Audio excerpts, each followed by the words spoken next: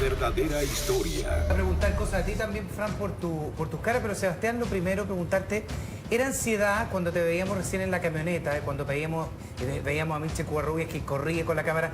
¿Era ansiedad, era nervio aquí de salir, de arrancar de ese aeropuerto? Lo que pasa es que llegar a un aeropuerto implica riesgos de seguridad, te pueden estar esperando y si te quedas les das más oportunidades, hay que salir rápido. ¿Oportunidades de? ¿Para matarte. Sebastián, tú saliste de una Colombia muy distinta a la que hay hoy. Sin duda que sí. Las cosas, por cierto, hoy un poco albergan un poco más de seguridad que la que en esos tiempos. ¿Tú crees realmente que todavía hay gente en Colombia que quiere verte muerto por el solo hecho de ser el hijo de...? Yo creo que las amenazas han disminuido, pero basta con una sola. ¿Por qué preferiste, Sebastián, que un familiar tuyo fuera el chofer y no un equipo de seguridad que podría haber contratado a la producción? Porque he visto a los mejores equipos de seguridad fallar en Colombia. Sebastián, ¿tú tienes conciencia de que cuando llegas a Colombia de alguna forma se genera una expectativa con tu llegada, como que había como que ya se sabía que tú ibas? ¿Qué te pasa en ese minuto en que se hace este control policial, que te escondes detrás de la puerta? Es como casi una estrategia la que tú haces, de ponerte en tercer lugar. ¿Qué te pasa a ti? Es tratar de pasar desapercibido en lo posible para no llamar la atención y poder seguir, si no, ahí estaríamos todavía. ¿Constataste que efectivamente que había un interés en tu persona, por lo menos cuando llegaste al aeropuerto? Lo hablábamos con la Fran, además, como que la gente supo que tú estabas ahí. Bueno, yo no lo noté porque trataba de mantenerme lejos de la gente, pero obviamente hace poco se hizo público en televisión al aire nuestro documental Pecados de mi padre y eso te pone mucho más en evidencia frente a cualquiera en Colombia. Sí, Sebastián, qué pasa cuando ustedes llegan a la hacienda? Francisca ahí trata de ingresar y hacen, tal como decía Rocío Marín en la nota, hay una orden de alguien, imagino que de los dueños, que dice que ningún familiar, ningún cercano puede ingresar a la hacienda. ¿Qué te pasó en ese momento? La orden, hay que aclarar, podíamos ingresar pero de manera separada. Sin embargo, era entendible que el parque ya estaba por cerrar. Y bueno, realmente uno quiere tener el derecho a entrar a su propia casa siempre. Es como que te cambiaron la cerradura, ¿no? Y a tu propia casa, ¿tú entrabas por ahí, por las imágenes que estamos viendo? ¿Ese era el ingreso, por ejemplo, cuando volvías del colegio y todo eso? Realmente esa era más una casa de recreo, donde compartíamos fines de semana o todas las vacaciones. En la hacienda. En ese lugar. Y en ese lugar no puedes entrar. ¿Tú conocías o conoces, alguna vez estuviste cara a cara con los dueños actuales de la hacienda Nápoles? He tenido la oportunidad de charlar con ellos. ¿Cómo ha sido esa oportunidad? ¿Cómo fue? Bueno, creo que fue un trato cordial, también había mucha expectativa de qué personajes nos íbamos a encontrar mutuamente y creo que con el respeto debido yo le manifesté a esta persona que valoraba que lo que estaba haciendo ahí adentro lo hacía con buen gusto y que le estaba dando empleo a la gente del pueblo. Jordi. Sí. Hasta ahora todos te hemos hecho preguntas y tú las contestas correctamente desde un punto. Yo quiero saber qué te pasó a ti internamente al volver a tu país. ¿Qué pasó contigo? Bueno, son muchas emociones. En cada esquina sientes que se aparecen historias que viviste en el pasado. Hay algunas historias que son muy buenas, hay otras que son muy tristes. ¿Con cuáles te quedas? Yo me quedo con las mejores, con las más positivas y también me quedo con las malas de las que se puede aprender algo para que no se repitan. Fuiste, Sebastián, en ese sentido, y retomando un poco lo que dice Jordi, fuiste desarrollando un carácter o algo, una cierta frialdad, una cierta distancia que como protección, digamos, en relación a una historia tan llena de contradicciones, tan compleja. Yo recuerdo la otra vez que estuviste acá, que hablaste con Francisca, Jordi y Nacho, que hablabas también de las cosas buenas que hacía tu papá en Colombia.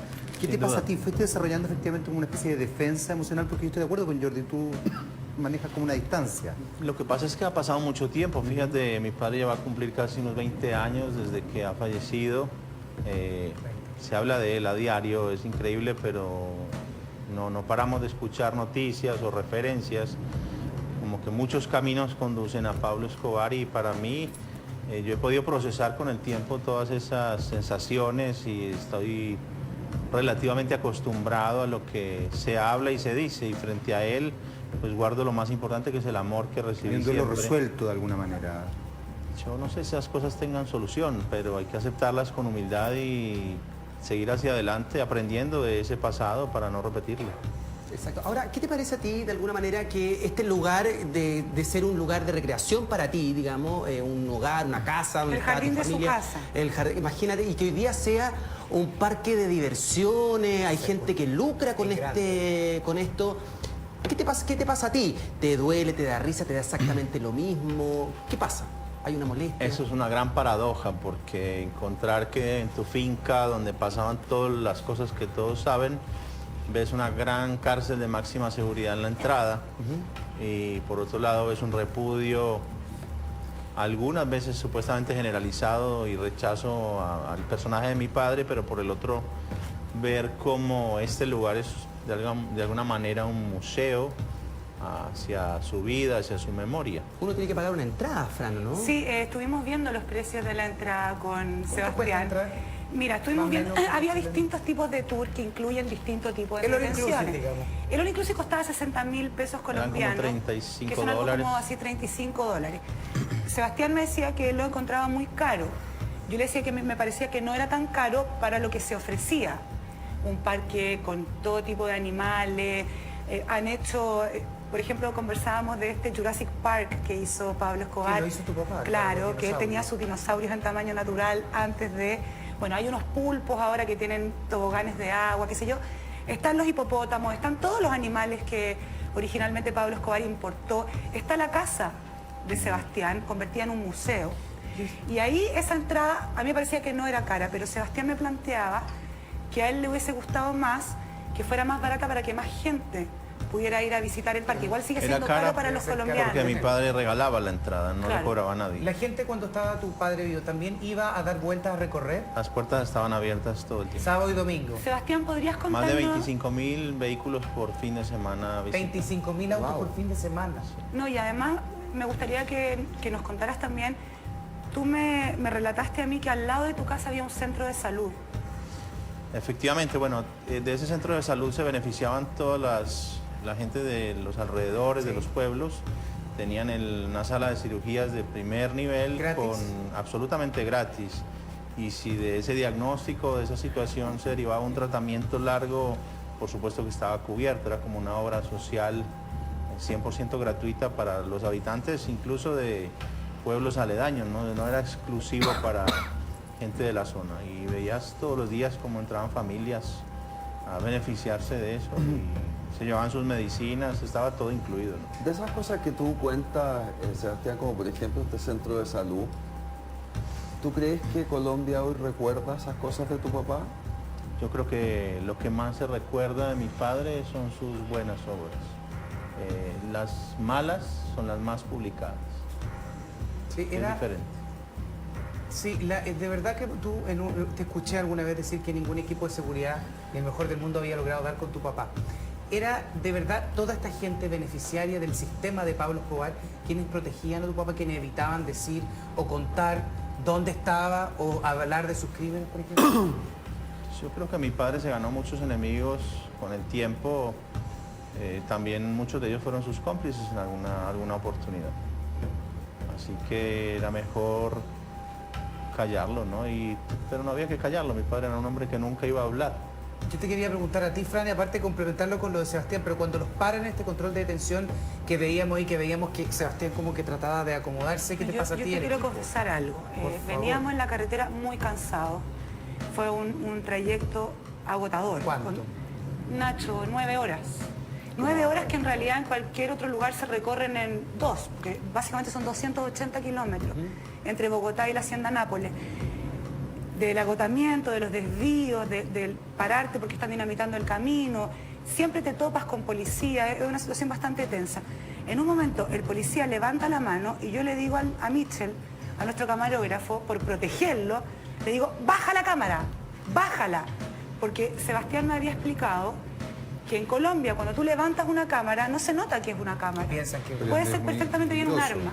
Sí, yo le decía, baja, y Mitchell, muy profesional, Muy cámara, muy bien. nunca bajó la cámara, se quedó con la cámara ahí, se arriesgó, finalmente los policías nunca nos pidieron que la bajáramos, pero éramos 5 personas en un auto, figúrate, el pick-up estaba lleno de maletas, mi maleta es de Chile, el bolso de Sebastián, Pero, todo Fran, lo registraron, fue un ¿Y momento... te diste cuenta cuando ellos cambian la cara porque lo reconocen? La verdad es que no, porque nosotros tácitamente, sin haberlo conversado antes, todos nos fuimos hacia atrás de la camioneta y dejamos que Sebastián quedara en un discreto segundo plano. Porque se si nota alguno la de imagen, ellos además. reconocía a Sebastián como el hijo de Pablo Escobar, teníamos muchas más posibilidades, Sebastián, corrígeme si me equivoco, de que en algunos kilómetros más nos volvieran a detener. De hecho, nos volvieron a detener. Nos Sí, detuvieron 2 veces. es un riesgo que había que correr. Ahora, Fran, tú con todas las veces que has ido a Colombia, sabrás mejor que nadie que andar por las carreteras allá es un gran riesgo. Si bien hoy en día las cosas han cambiado y cada Muchísimo. Sí. ciertos metros hay militares y hay...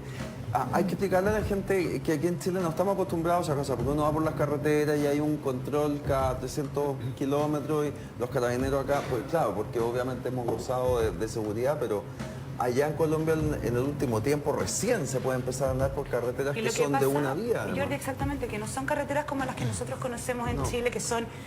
Chile es un país largo y delgado, por lo tanto hay una autopista que recorre Chile de norte a sur. Esto es puro cerro, pura montaña, todo el tiempo curvas, todo el tiempo, y como están construyendo esta carretera que es muy importante para Colombia, unir Bogotá hacia la costa, digamos, que son básicamente 600 kilómetros los que te puedes demorar 24 horas, te topas con todo tipo de molestias en el camino. Además tú no tienes idea, de repente te quedas sin agua, hay 40 grados de calor a la sombra. Sebastián, cuando te habían hecho controles anteriormente, siempre has tenido como esa, no sé si una estrategia, si algo aprendido, si algo espontáneo, eso de tratar de cubrirte. Y es que lo aprendes, porque si te pones en evidencia y te pones en primer plano, valga la redundancia. ¿Te pasa lo mismo cuando llegas al aeropuerto y tratas de bajar la cara? Sí, ahí igual no pude hacer nada. Cuando llegamos, el funcionario de inmigración me preguntó antes que cómo me llamo, si iba hacia Medellín. Y nosotros aterrizamos en Bogotá, no tenía que preocuparle que yo Te iba a ir a reconocieron de Medellín. inmediato. Disculpa, pero ¿alguna vez se han dado cuenta la policía, aparte de tu carneo, de tu que eres el hijo de Pablo Escobar? Siempre se dan cuenta. Siempre se dan cuenta. ¿Y te preguntan algo? ¿Cambian su actitud? ¿Cómo es ese trato en ese preciso momento? Mira, depende. Hay una historia muy densa entre la policía y mi padre. Hubo muchísimos muertos en el medio y por supuesto que depende. Es muy diversa las opiniones y las apreciaciones que se tienen sobre él. Entonces puede recibir un buen o un maltrato. La misma Te digo policía. algo, yo tuve la sensación de que se iban pasando el dato, Sí, obvio. como por debajo. Pero al verlo Como que la persona que hizo Policía Internacional en Bogotá y se dio cuenta, porque Sebastián es ciudadano colombiano, el gobierno de Colombia sabe que él tiene un nombre cambiado, digamos. Yo tuve la sensación de que se había pasado el dato, desde el aeropuerto de Bogotá hacia el hotel. Y así se iba sabiendo que él iba atravesando el país. O sea, cuando llegamos a la hacienda Nápoles, ellos no tenían cómo saber que íbamos con Sebastián. Le quiero preguntar Y lo mismo a los sabían. dos. Le quiero preguntar lo mismo a los dos. De alguna manera lo sabían. Cuando veían a Sebastián, tu impresión al ver alrededor de lo que estaba... Cuchicheos. Ya, ¿tu impresión era que sentían miedo o qué? No, más bien curiosidad. Claro. El típico cuchicheo de alguien conocido, de Nada más. que yo le decía a Sebastián, eso típico pasa con los animadores de televisión, pero claro, era... Pero sin mira, ninguna connotación ahí mala va, o buena. ¿será? ¿No será? No, yo no vi a nadie... ¿Y tu sensación, Sebastián? Mira, yo creo que el tiempo y los hechos me ayudan y me acompañan en hacerle saber a la gente que yo no represento ninguna amenaza para nadie. Claro. Y dentro de Colombia aún más. Pero tu impresión cuando te ven esto mismo que decía la Fran, la primera sensación es que ellos sienten... No ¿qué? lo sé, imagínate, te puedes cruzar con alguien que, como me ha pasado, en visitas a cárceles en España, invitado por autoridades, Sí. me ha pasado que me he encontrado con presos que han sido beneficiarios de las donaciones de viviendas de mi padre y me ha pasado con presos cuyas familias han sido asesinadas. Por supuesto. Sin embargo, tú has dicho que has tenido que estar en constante movimiento justamente para protegerte de alguna manera. y es más difícil pegarle a un blanco en movimiento, ¿no?